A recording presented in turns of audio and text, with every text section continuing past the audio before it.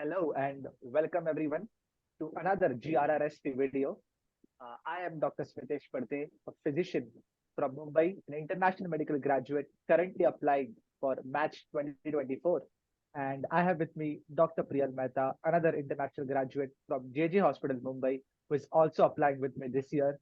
And we are here to ask some important questions to our mentor, Dr. Rahul Kashyap. So, what's this video about? This video is about the rank list. We are in our final phase, the final leg of this USMLE journey. And Dr. Kashyap, we would love if you could shed some light at the end, the very crucial part of this process. Absolutely happy to be here. So, Thank Dr. you so Kashyap, much, Dr. Kashyap. thank you so much for being here, Dr. Kashyap. Thank you so much for your time. Let's jump on to the first and the most important question, perhaps. What is exactly the importance of a personalized rank list? I'm going to be brief in these. This question is, I think it's a misnomer. People read and watch different things, and they think that the same rule applies to everybody else. I think the personalized rank list is something is very crucial and important because it is a match list. It's a match of your preferences versus what programs will rank different candidates. Having a personalized rank list is very important because it tells you, or it should take in account, what was your interview process, how you felt about those interviews, and then based on that process you want to rank your program and then personalize it as well. You want to have a match winning combination, you want to match, that should be the main goal, and then we can go into detail at what different criteria people can follow. Absolutely. Thank you so much, Dr. Kashyap. One of the most important questions that we get while deciding our rank list order are what are some of the factors that we should consider while preparing our rank list order? If you could just share some 3 to 5 most important factors that people should keep in mind while making their list, that would be really helpful. So I think that's the meat of this interview, right? There are many different factors should be taken in account, and I'll give you a little bit of background. I've interacted with candidates who have had 11 to 15 interviews and they went unmatched. Their scores were high, they did really well in their interviews too, but they went unmatched. The reason when I came to know about them was already unmatched. They're going to the next cycle. When I asked them how did you rank, then I realized that people use instead of practical or their experience based, they become too aspirational. You may get interview from different Ivy League programs and higher university programs and all. You may not do well in those interviews compared to a good community program. You may do well, and if you're putting that as a rank number 9 or 8, you're less likely to match in that program. So with that background, let's talk about different factors. The first and foremost factor which I would suggest to you and everybody else who's watching at any year for the rank list is how you did in the interview. That means what was your performance in that particular interview has to be accounted for. How you do that? Once you do the interview, you can come back and write in the Word document on a paper and turn them into an Excel sheet or any way form that you can read it later on once you're creating your rank list. How you write it about it is that, did you answer all your questions? Did they ask enough pertinent question? They were seriously interested in you as well. Once you have cleared the filter of getting an interview, that means they already like you on a paper. Now your goal is to be liked in the interview, communication, the jokes, then pertinent question and all those things. So if you prepared well and then you got an opportunity, then you are likely to do well. So please quantify that part, at how well you did in that interview. In this regard, facial expressions, did you answer all the questions? Many different things you can go into, and hopefully we're working on a project in a couple of months. We should be able to actually bring out that the winning checklist for all, how you can rank those things. So that's the first and foremost comment. Second thing is, then you can go into down is what is the visa status, J1, H1 and whatnot, if you are in visa categories. Third thing you can take in account is the fellowship. If you are looking to go into fellowship, what has been their track record? What has been their residents have matched in the past? What they tell about their fellowship? They are on internet. Do they have in-house fellowships and things like that? So what we talked so far is how you did in your interview is the first and foremost part. Second is you are trying to look into that if they have a fellowship is available to them as well, for that matter. Third thing I would say is that they have visa is the second thing I talked about. Now, fourth thing I'm going to talk about is if the gut feeling, will you be happy in this program? If you have competitive programs and then you say, probably in this particular Ivy League program or maybe a university program, the vibes were not that good for my personality, but I get a really good vibes and I was able to gel and comment well as well. And they send a follow-up emails, you send a follow-up emails. That was your gut feeling of your likability, your survival in that program, or you are thriving in that program. Then some other factors. City. What city it is a major city. If many of you will plan to start families or you already have kids or things like that, then are they good schools and things for that matter. Fourth is living expenses. If the salary is high, but the living expenses are even higher, versus you have connectivity to the airport or travel, and all those things would come into picture as well. I would say that never decide your programs based on who is paying you high. That should be the last criteria. Only if you have a competing programs, they're in the similar cities, and then you have a couple $1,000 difference, then sure, you can go with that. Again, you have to always think that there's a taxes, 15-20% tax will be paying in that part as well. So it doesn't translate completely dollar to dollar. But of course, if somebody's paying you high, they know that living expenses in that city is high as well. So if I recap, your interview performance, visa, fellowship matching part of it, then the work environment, the work culture. We didn't talk some of those things. I'm sure you're taking in account as on-call issues and some other parts as well. But the work environment, the connectivity with your family and friends who are nearby you, having a city, education opportunities. Maybe many of you are coming from a international perspective where you have to have your kind of grocery store or restaurants around it as well. So you can start building them up as well, not at the expense of your interview process and the visa and then the fellowship things. I think if those are the three most important part. So overall, it becomes a package, and that's why it becomes a personalized approach for rank list order. And hoping in like 2 months from now, we should be able to actually give you a quantification, maybe a checklist around it as well. That was an awesome answer. Thank you so much. And I think early on, it's quite apparent that this is more of an objective process than a subjective one. But this gets me a nice segue to my next question, Dr. Kashyap. Something that I'm sure hundreds of applicants right now would be torn. What do we rank higher? A good interview or our dream hospital? It's a very tough question. Can you please help us answer that one? Yeah, I think that's a good question. You guys are asking really good questions. It's a real conundrum that, what, I got interview from this particular Ivy League program that was always my dream, and so on and so forth. But my interviews went really well into these two programs. Maybe there I could not perform well. It was my first interview or whatnot, or maybe some question they asked, or they looked very disinterested in me and something like that. There could be many different reasons. My advice to candidates over the years has been is that go with your interview process where you performed really well. They should definitely give yourself a fighting chance to keep them in top 3 top programs as well. And if you don't want to put if you get 8, 9 interviews, 10 interviews, you want to put your best program into 8th or 9th rank, or your dream program into 8th, 9th rank, you can give them a fighting chance and bring them into top 4, top 5. So then at least if they liked you and they're going to rank you high, you will still have a pretty good chance to match in there as well. They're conflicting advices, and of course people can criticize this interview as well. Sometimes they say it doesn't matter, don't think what they are ranking you just rank where you want to match high and things like that. I will give a contrary advice to that still think that if you have good indications, verbal, non-verbal, during the interview, post-interview communication, that you are likely to get a higher rank in that program, I would definitely keep that program in top 3, if not the top listed. And then for your dream program, please, if you did a decent interview and then that's where you want to match, put them into top 3, top 4. That's not a bad idea as well.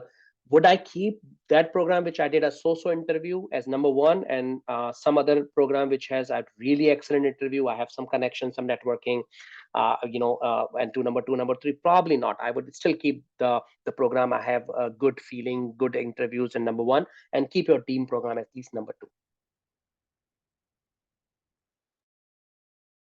Thank you so much, Dr. Kashyap.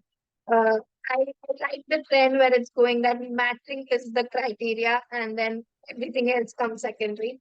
Um, One of the other primary concerns for international graduates or even applicants in general is that interview and gut feeling, like your gut feeling, what you like in the program. How much weightage should we give gut feeling? Because it's very subjective. It depends on individual to individual. So, how much weightage would you like to give gut feeling section if you can score it? 50% or more than that? What would you say? Yeah, excellent question. There is some science behind it now. You know that there's a gut-brain axis. Now, in neurology, there's some publications. I think we have had one paper on it too, not in this context, but just in clinical research context. Most of the time, gut feelings are right. I don't have a quantification for that as well. And then this should be part of your decision-making process when you make a rank list. If you're feeling that all the criteria we talked about, and then objectively also lining in, and then your gut says that probably I should keep this one number two, number three, go ahead and do that. Follow your gut, follow your subjective feeling.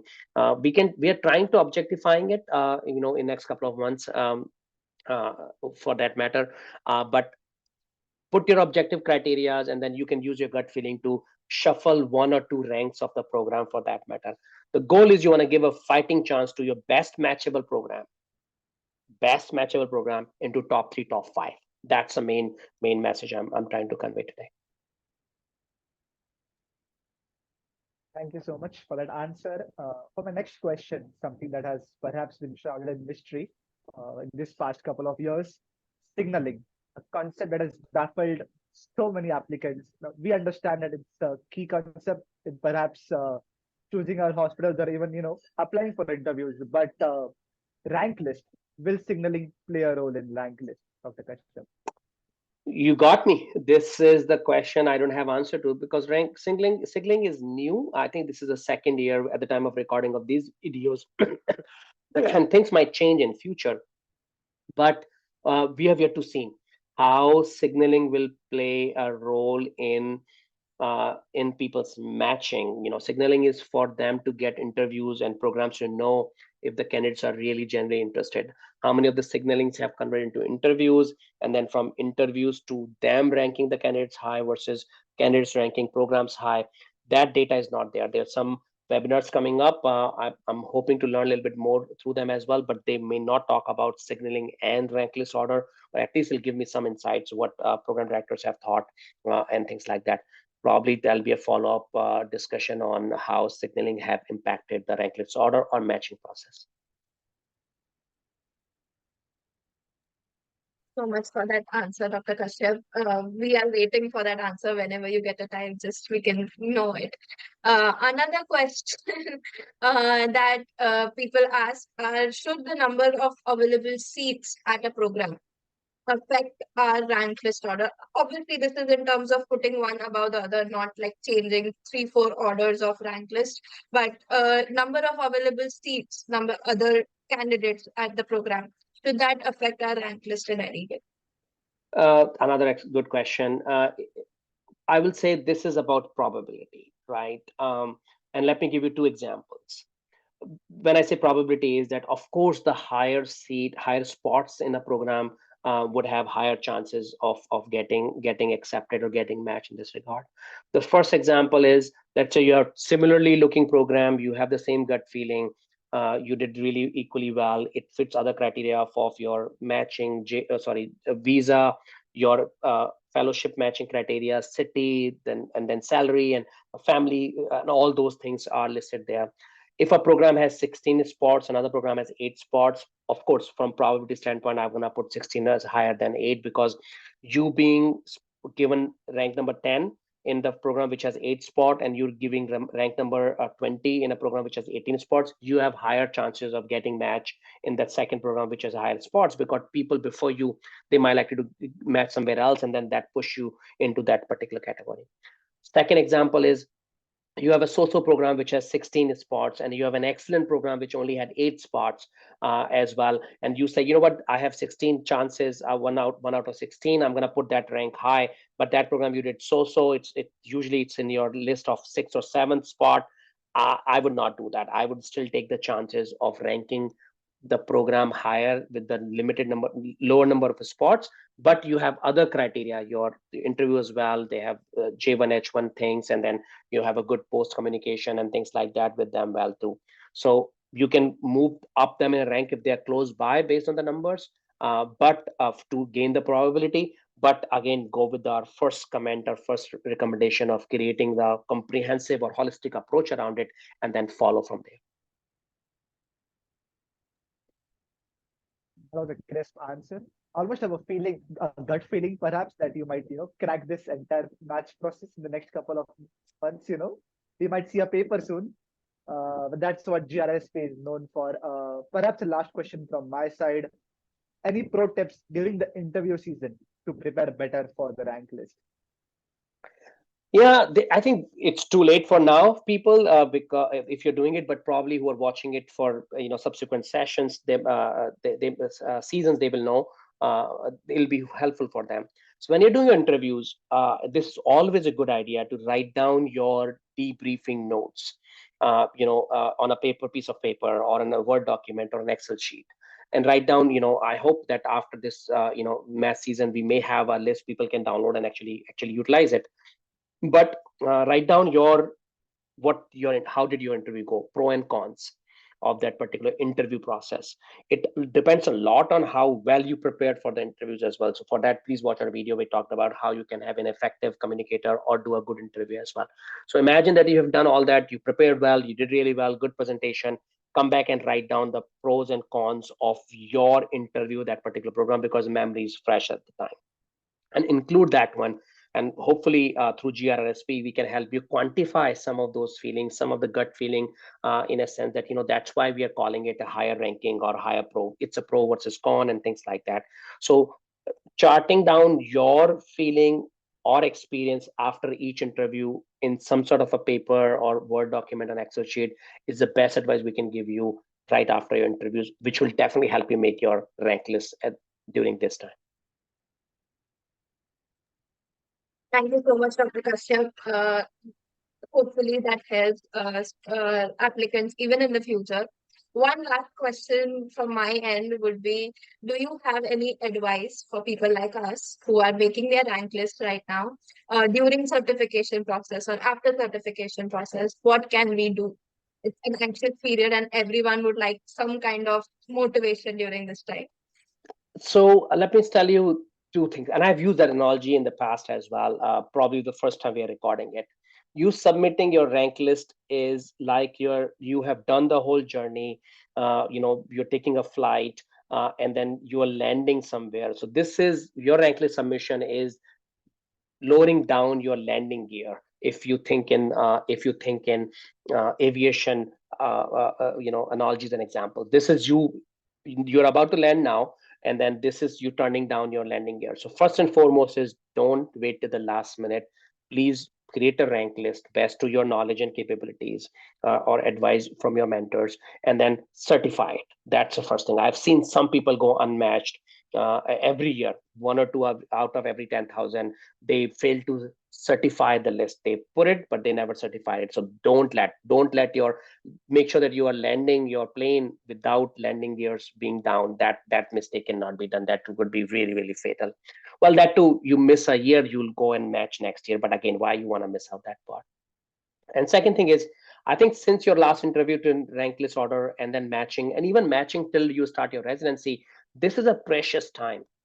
One thing is, and we should have a separate interview once the matching part happens, is in this regard, is that utilize it to meet your family members, attend all those things, you spend time with the family and all those things.